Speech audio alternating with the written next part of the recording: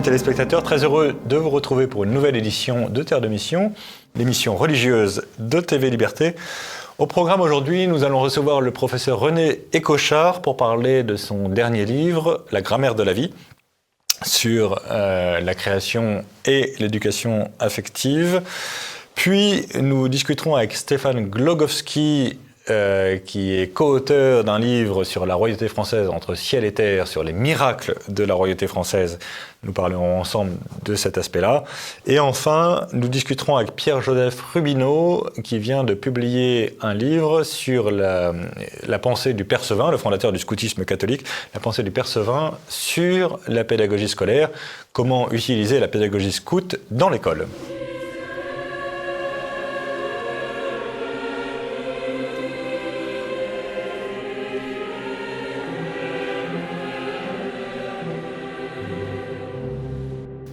Revenons sur le plateau de Terre de Mission et j'ai le plaisir d'accueillir de nouveau le professeur René Écochard. Bonjour professeur. Bonjour Guillaume. Merci beaucoup d'avoir accepté une nouvelle fois notre invitation. Il y a quelques semaines ou mois, vous étiez venu parler de cette magnifique encyclopédie qu'a édité Teki pour l'Institut Jean-Paul II en France, en français. Cette magnifique encyclopédie sur la vie, le mariage, la sexualité, et c'était un énorme pavé très impressionnant. Et là, vous venez pour un bouquin beaucoup plus petit, beaucoup plus accessible, qui s'appelle La grammaire de la vie. Et comment est-ce qu'on passe de l'un à l'autre ? Oui, en effet, l'encyclopédie, avoir l'encyclopédie chez soi, c'est très précieux. Moi, je m'en sers régulièrement, mais on ne peut pas se servir directement du livre sur le terrain, pas question. Et donc, au cours des années, et en particulier en Afrique, lors de sessions en général de 5 jours à peu près, un groupe de jeunes ou de jeunes adultes se rassemble et on travaille ensemble sur les thèmes c'est-à-dire l'amour, la sexualité, la transition de la vie, et on cherche ensemble, petit à petit, au cours des années, un vocabulaire qui se partage. C'est ça. Parce que si ce sont des parents, comment en parler aux enfants ? Si ce sont des ados, comment se parler ? Et donc, est née ainsi la grammaire de la vie, qui est née en Afrique et qui se diffuse en Europe, en particulièrement en France. Mais en somme, c'est une pédagogie, vous voyez, grammaire de la vie, c'est un mot proposé par Benoît XVI à l'époque. Benoît XVI a eu cette bonne idée de dire que dans le fond, il n'est plus temps d'imposer des notions, mais de les découvrir ensemble, parce que la vie comporte des lois qu'on trouve, il n'y a pas besoin de nous les imposer. C'était ça l'idée. Voilà. Et alors, dans le contenu du livre, il y a une chose qui est très frappante pour l'observateur extérieur, qui est que ça commence par la grammaire de la vie. C'est d'abord une grammaire de la création. Ça n'est pas d'abord un sujet de morale conjugale. C'est pas d'abord, j'allais dire, c'est pas d'abord fait pour les fiancés. C'est très bien, évidemment, que les fiancés soient conscients de la chose, mais c'est d'abord fait pour dire il y a quelque chose de cohérent. Si vous pensez que la vie a été créée sur cette terre par un créateur, il y a une création, et puis dans la création, il y a l'homme, etc. Et donc, il y a une espèce de hiérarchie. Et moi, j'étais très frappé par le fait qu'on commence par 100 pages qui n'ont rien à voir avec la morale. Pour être franc, je vous attendais sur la logique de théologie du corps de Jean-Paul II, et pendant 100 pages, on n'en parle pas.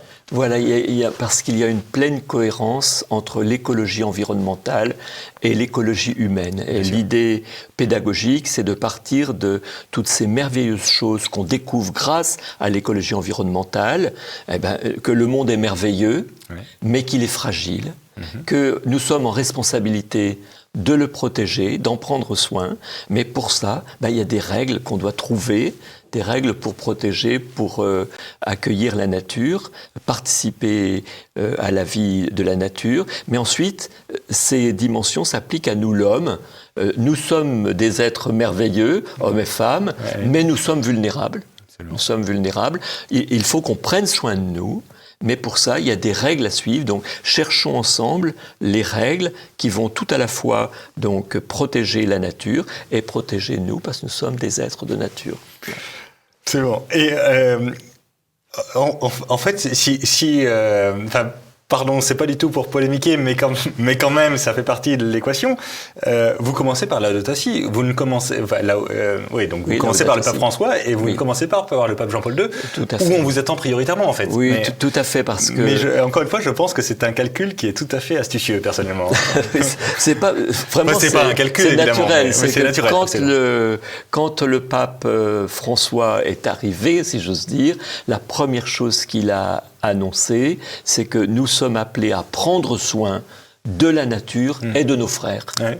Et il a développé progressivement cette pédagogie du prendre soin, d'accueillir l'autre. Et donc cela rejoint parfaitement la loi du don, tellement développée par Jean-Paul II, et la loi de l'amour, développé par Benoît XVI. Il y a une sorte de cohérence, si vous voulez, qui fait que c'est apaisant. Parce que ce qu'on cherche tous, c'est l'harmonie. Qu'est-ce que Dieu a voulu nous donner comme harmonie, hein? Donc, on la voit bien développée par notre Église au cours des 30 dernières années. Et est-ce que vous ne pensez pas qu'il y a un côté, pardon de jouer un peu les avocats du diable, mais est-ce que vous ne pensez pas qu'il y a un côté un peu utopiste à cette harmonie parce que d'un côté, on voit très bien à quel point c'est clivant le discours de Jean-Paul II, typiquement sur la pilule, enfin ce genre de choses qui chatouille un peu l'homme moderne, disons, pour rester poli. On voit très bien à quel point le discours de Benoît XVI aussi est assez clivant. On voit très bien à quel point aussi le discours de François, quand on le lit sérieusement, peut être clivant. Comment est-ce qu'avec ces discours qui sont des discours un peu rentre-dedans, comment est-ce qu'on fait de l'harmonie ? Disons que une des phrases du pape François, c'est de dire on part toujours d'un état imparfait vers un mieux. Ouais. C'est que notre monde est blessé, humainement et biologiquement, absolument. Les maladies sont là, et on va vers un mieux. Et on doit toujours ouvrir l'espérance, parce que Dieu ouvre l'espérance, et l'espérance, c'est pas d'un moindre mal, c'est d'un bien.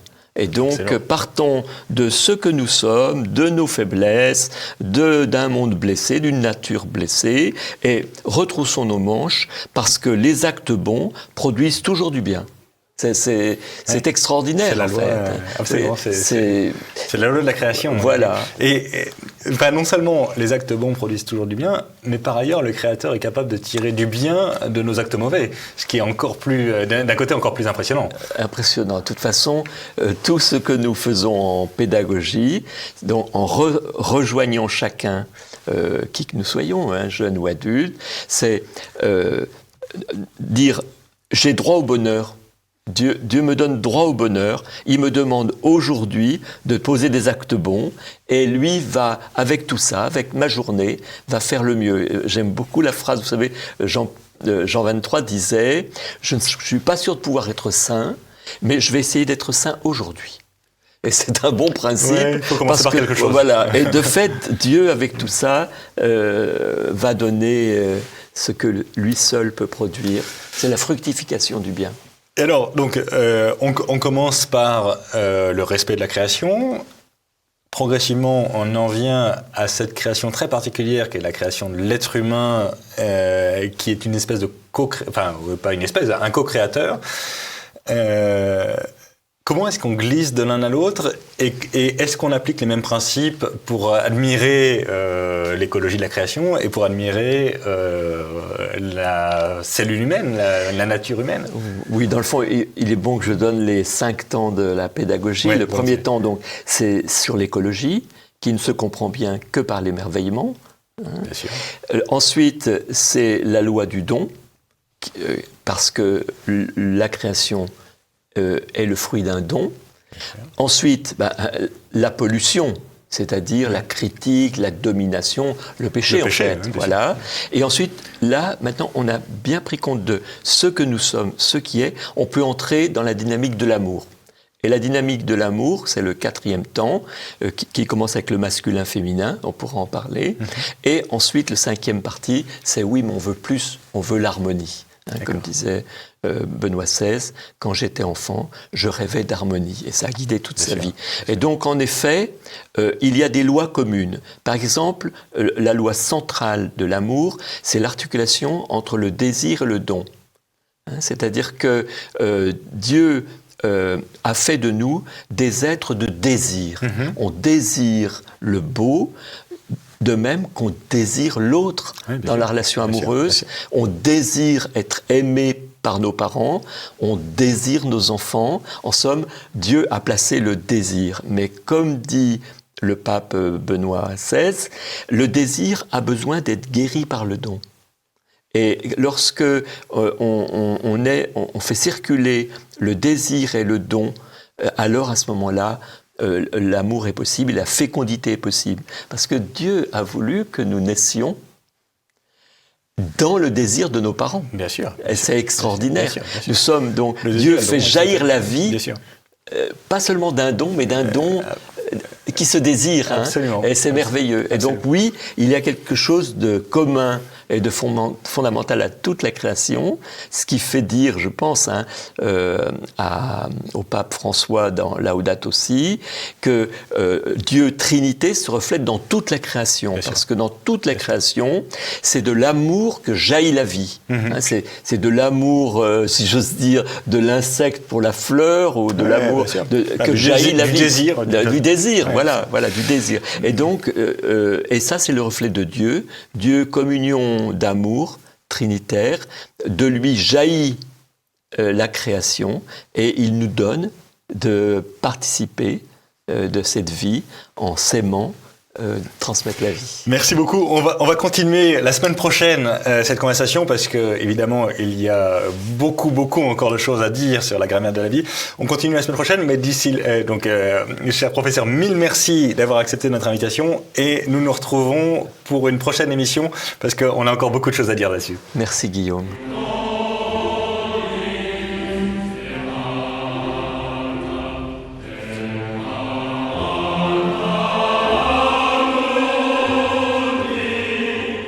Revenons sur le plateau de Terre de Mission et j'ai le plaisir d'accueillir Stéphane Glogowski. Bonjour Stéphane. Bonjour Guillaume. Merci beaucoup d'avoir accepté notre invitation. Vous avez publié avec Olivier Mainviel un bouquin absolument merveilleux qui s'appelle « La royauté française entre ciel et terre ». Et j'allais dire que ça devrait se comprendre dès le titre, mais enfin ça se comprend mieux en le lisant. C'est sur la dimension spirituelle de la royauté française, qui est d'une certaine façon un petit bijou de mélange entre de la politique bas de gamme, enfin très terre à terre, et des miracles tout le temps. Et je dois dire que votre livre est absolument jubilatoire, et la préface de Jacques Trémollet de Villers ne gâte rien de ce point de vue-là, mais votre livre est jubilatoire parce que on est tranquillement au ciel, quoi. C'est quand on est. Alors, je vais parler un peu à titre personnel, mais le vieux royaliste que je suis, assez modérément positiviste. Je suis pas un grand maurassien, au moins de ce point de vue-là. J'ai beaucoup d'admiration pour Maurras par ailleurs, mais sur le côté spirituel, Maurras me paraît louper 2-3 choses graves. Chez vous, on est chez nous, si je puis dire. Évidemment que c'est miraculeux que Jeanne d'Arc sauve la monarchie française. Évidemment qu'il est miraculeux que Clovis devienne le premier roi très chrétien, etc. etc. Et donc, les miracles prennent place, j'allais dire naturellement, surnaturellement évidemment, mais naturellement dans notre histoire. Et je dois dire que ce mélange entre, évidemment, c'est de la politique, c'est du terre à terre, et en même temps, le Saint-Esprit est là à toutes les étapes, et tout à fait... encore une fois, jubilatoire pour moi. Merci merci d'avoir écrit ce livre, qui est un très beau livre que je ne saurais trop vous conseiller, chers amis téléspectateurs. Mais donc, on va en parler plus en détail. On va en parler d'ailleurs sur deux semaines, parce que je voudrais qu'on parle avec Stéphane cette semaine de quelques miracles un peu impressionnants de la monarchie française, et la semaine prochaine on parlera plus justement du positivisme, tout ça quand même, est-ce que c'est vraiment sérieux? Mais en attendant, le premier miracle moi qui me saute aux yeux dans la monarchie française, c'est Jeanne d'Arc, quoi. C'est quand même extraordinaire de voir cette paysanne qui a jamais guerroyé nulle part et qui tout d'un coup se pointe à Chinon et lui dit gentil dauphin, maintenant vous me filez une armée et je vais libérer Orléans. Mais c'est quoi ce truc? Oui, tout à fait. Alors, c'est vraiment extraordinaire. Et puis, c'est un passage qui est extrêmement touchant, hein, parce que on la voit découvrir en réalité le futur Charles VII de façon presque miraculeuse, qui se cache dans la foule. Il se cache au milieu des autres. Et s'ensuit vraiment des épisodes qui sont des grâces successives. Personnellement, le passage que je préfère le plus, c'est ce que l'on appelle la triple donation, qui a un sens politique très profond, puisque elle demande... Mais racontez l'histoire, parce que c'est une très belle histoire que peu de gens connaissent, en fait, même des gens de chez nous, sympathisants de l'histoire originelle de France, ignorent... Mais racontez la triple donation. Ce qui est très touchant, c'est qu'en réalité, elle demande au futur roi de France de lui donner son royaume, ce que le futur Charles VII fait bien volontiers, avec un petit peu d'hésitation. Elle fait venir d'ailleurs, je crois, un notaire, me semble-t-il. C'est signé devant notaire. Et devant le notaire, elle va redonner le royaume de France à Jésus-Christ. Et ensuite, Jésus-Christ va redonner le royaume au dauphin dans un contexte qui, en fait, est très chargé de sens, puisque ça veut bien dire qu'en réalité, c'est Dieu qui donne le pouvoir au roi de France. Et qui le reçoit par grâce. Donc c'est quelque chose qui est à la fois très familier et en même temps très profond, en réalité, dans son sens politique. Donc c'est une histoire qui est à la fois politique, mais aussi spirituelle et très très profonde. Et ça résonne merveilleusement. Enfin, on a tous l'habitude d'entendre Louis par la grâce de Dieu, roi de France et de Navarre. Enfin, par la grâce de Dieu, c'est pas rien comme information quand même. Tout à fait. C'est d'ailleurs la grande confusion, on va dire, de l'époque moderne. On nous a inculqué dans les écoles, j'ose dire, de la République, on va dire l'effroyable monarchie absolue de droit divin. Alors on rajoute toutes sortes de qualificatifs qui tentent de discréditer. Tous plus odieux les uns que les autres, évidemment. Tout à fait. Et en fait, en creusant un petit peu, on s'aperçoit que les rois ne se prétendaient pas monarques de droit divin, mais qu'ils prétendaient être rois par la grâce de Dieu. Et lorsqu'on a une grâce, c'est très différent d'un droit, puisque la grâce peut être donnée et peut être reprise, et qu'on est responsable de la grâce qui est donnée. Donc on a derrière cette signification de roi par la grâce de Dieu une très belle humilité, je trouve. Et puis que l'on pense également à Saint Louis, qui signait Louis de Poissy. Alors on lui disait, mais sire, pourquoi est-ce que vous signez Louis de Poissy ? Parce que je préfère le lieu où j'ai été baptisé que le lieu où j'ai été sacré, ce qui crée quand même un contraste très fort par rapport aux dirigeants de l'époque moderne, je ne citerai pas de nom, qui me semble-t-il, sont d'une arrogance, n'ont pas une grâce d'humilité aussi profonde. Absolument. Et c'est très beau, effectivement, de mettre les choses en perspective. Pour Louis de Poissy, ce qui était fondamental, c'est qu'il avait été sauvé par le sacrifice du Christ. Et donc, ce qui l'intéressait... Quand on entend Blanche de Castille qui dit « Mon fils, Dieu sait combien je vous aime, mais je préférerais vous voir mort à mes pieds que commettre un péché mortel », il dit « Waouh, une mère qui dit ça, a fortiori qui dit ça au roi de France, c'est pas tout à fait rien quand même, y compris à cette époque-là. Une mère qui dit ça, ça veut dire que c'est une mère chrétienne au sens plus quoi. Enfin, il faut quand même être... Moi, je reconnais volontiers que je n'oserais jamais dire ça à aucun de mes enfants, et pourtant c'est vrai. Et pourtant, elle a raison de dire « je préférerais vous voir mort à mes pieds parce que c'est pas très grave ». Enfin, la mort, ça va tous nous toucher, mais le péché mortel, ça c'est très grave. Tout à fait. Chapeau bas, hein. Oui, tout à fait. Je pense qu'il faut entrer vraiment dans la psychologie des gens de l'époque, qui étaient entièrement tournés vers le ciel. Et souvent, d'ailleurs, on va juger à l'aune de la modernité, en raillant un peu tous ces miracles, et en disant, mais finalement, on n'a pas tant de sources scripturaires que ça. Mais lorsqu'on creuse un peu, on s'aperçoit que les gens vivaient dans le merveilleux et n'avaient pas forcément besoin de justifier ce qui, pour eux, était complètement évident. Évident, absolument. D'ailleurs, c'est assez joli, mais je ne sais pas si c'est vous, votre éditeur, que j'aime beaucoup par ailleurs. Je salue au passage l'excellent Benoît Mancheron, que vous avez été édité chez Via Romana. Mais la couverture est très bien faite. La couverture, c'est cette flèche de cathédrale. J'imagine que c'est celle de Notre-Dame, mais je ne sais pas si... Mais la flèche de la cathédrale au milieu du ciel. Mais c'est exactement ça. La raison pour laquelle nous avons une tendresse coupable pour la monarchie française, c'est justement qu'ils regardaient la flèche de la cathédrale au milieu du ciel et qu'ils ne passaient pas leur temps à se regarder le nombril, quoi. C'est contrairement à M. Macron, parce que moi je le désignais de son vrai nom, mais moi je trouve ça très beau. C'est la royauté française, elle regarde ailleurs, quoi. Tout à fait. Je pense qu'il y a un vrai crime mémoriel. Alors on en parle pour la Vendée, bien évidemment, mais de priver, on va dire, les générations actuelles de tous ces phénomènes merveilleux, Alors bien évidemment, on a le droit en tant que chrétien d'examiner ces phénomènes à l'aune de la raison, puisque la raison a été, nous a été donnée par Dieu, bien évidemment, mais associée à la raison, d'avoir une foi qui est sincère, et de se dire qu'aujourd'hui, la plupart des gens ignorent cette si belle alliance qui a été passée entre le ciel et la monarchie française. On se dit, mais que s'est-il passé ? Qu'est-ce qu'on a loupé pour qu'il n'y ait pas cette transmission de choses extraordinaires ?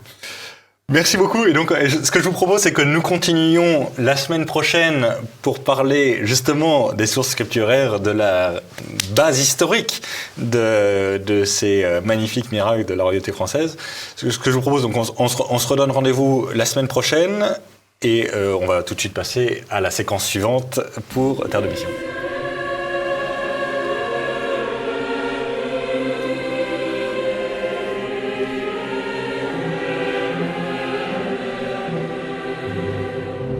Bien, nous revenons sur le plateau de Terre de Mission et j'ai le plaisir d'accueillir Pierre-Joseph Rubino par Skype. Hélas, j'aurais bien aimé l'avoir dans le studio, mais il est par Skype, c'est déjà pas mal, pour parler de son livre « Du scoutisme à l'école », récemment édité par Artege. Bonjour Pierre-Joseph. Bonjour. Racontez-nous un peu, c'est quoi cette idée loufoque de lier le scoutisme et l'école ? Ah, l'idée loufoque, elle n'est pas de moi, elle est du Père Sevin.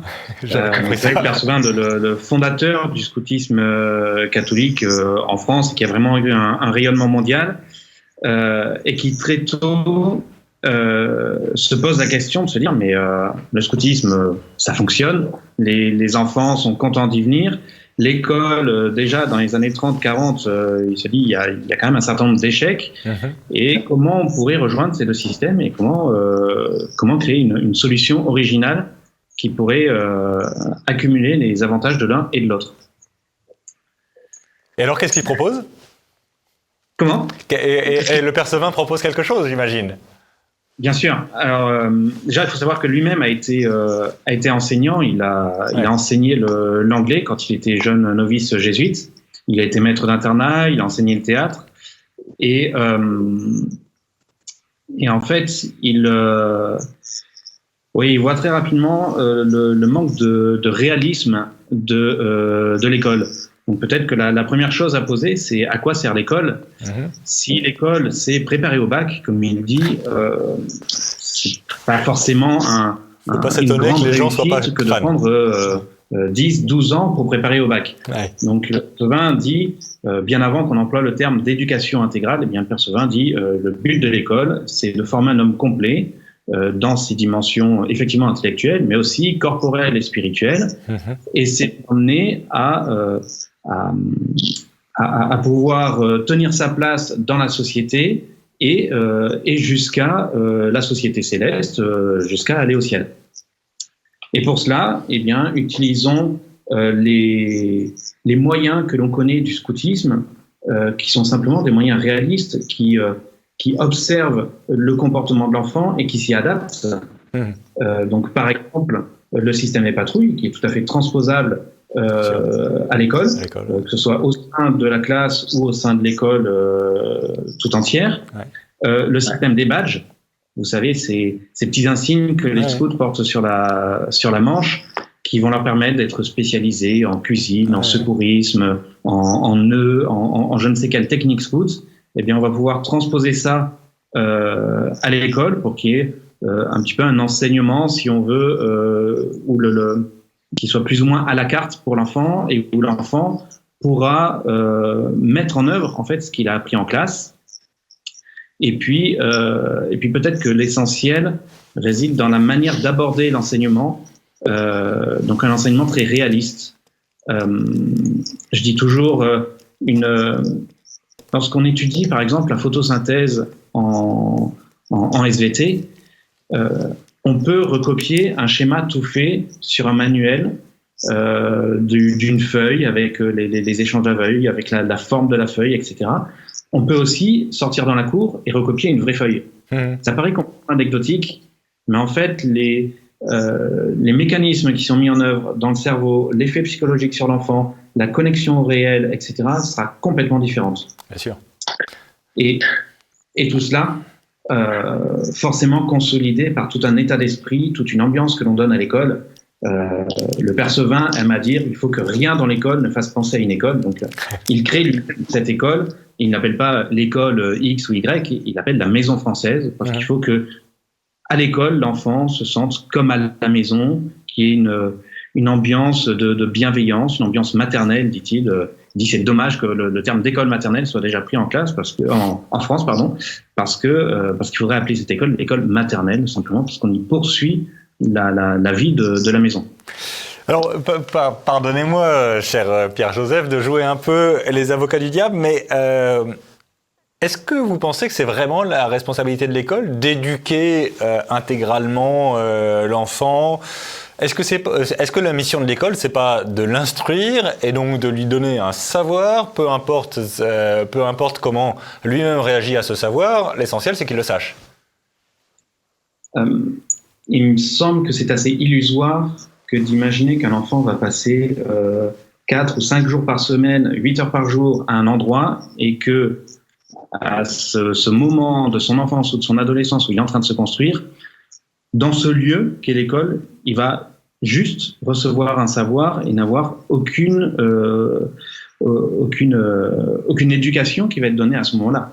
À partir du moment où un adulte est en présence d'un enfant, il pose un acte éducatif, ne serait-ce que par son exemple. Bien sûr. Donc, ça me semblerait assez illusoire et assez idéaliste ou utopique de dire dans ce temps-là, l'enfant va apprendre et puis lorsqu'il sera à la maison, il va simplement être éduqué. Mais c'est justement toute l'importance, je pense, d'avoir une variété pédagogique, d'avoir des écoles qui puissent être diverses, d'avoir diverses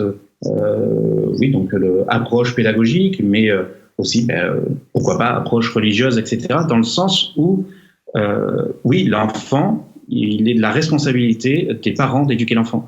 Et l'école doit être en adéquation avec la pensée des parents, doit être dans le prolongement de l'éducation que donnent les parents.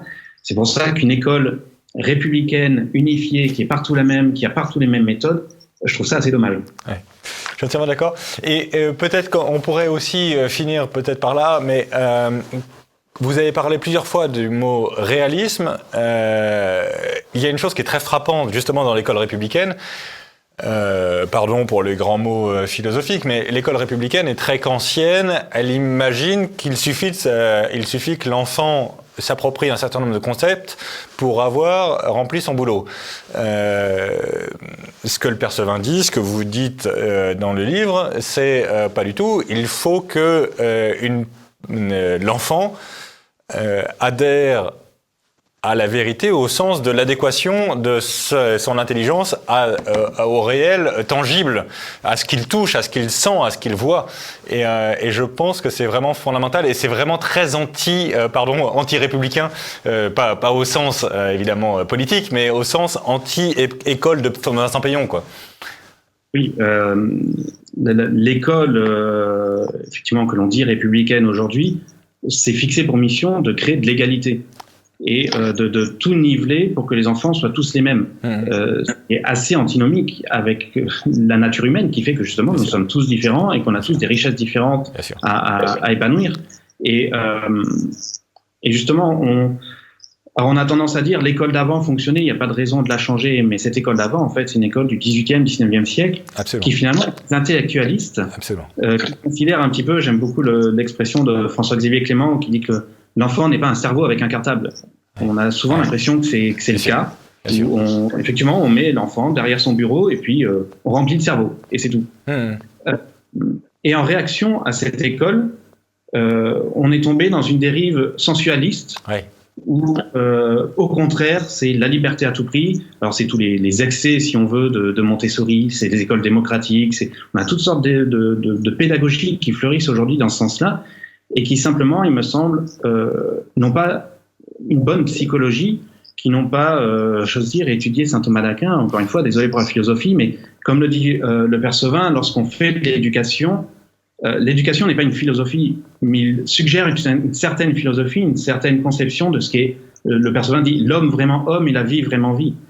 Et c'est bien là aussi que je vois l'intérêt d'avoir différentes pédagogies, c'est que inscrire son enfant dans une école, c'est avoir une certaine conception de ce qu'est l'homme accompli et où est-ce qu'il faut mener cet enfant. Absolument. Et dernière chose, effectivement, on a ces deux excès intellectualistes ou sensualistes. Et il me semble aussi qu'il faut considérer que la société a énormément évolué et qu'on ne peut pas aujourd'hui appliquer l'école comme on le faisait il y a 50 ans ou il y a 100 ans. Parce que, ne serait-ce que par exemple, le contact avec la nature et justement ce contact avec le réel n'est plus du tout présent dans les enfants, même dans des bonnes familles bien éduquées. Que le contact avec le monde professionnel, avant un enfant, par exemple, connaissait le travail de son père. Aujourd'hui, combien d'enfants, même adolescents, n'ont aucune conscience de ce que fait leur père, parce que leur père, il va dans un bureau, il s'assoit derrière un ordinateur et il est aux affaires. Et on ne sait pas trop ce que c'est en fait. Il ne produit rien concrètement. Remettre les enfants devant un atelier de menuiserie, devant le travail du cuir, devant toutes sortes de choses, et les remettre dans la nature, il me semble qu'il y a là un enjeu crucial pour le temps à venir. Merci beaucoup. Donc Pierre-Joseph Rubineau, du scoutisme à l'école, les intuitions du Père Sevin pour construire l'école du XXIe siècle. C'est paru chez Artege. Merci beaucoup Pierre-Joseph. La semaine prochaine, nous nous retrouvons. Et d'ici là, que Dieu nous garde.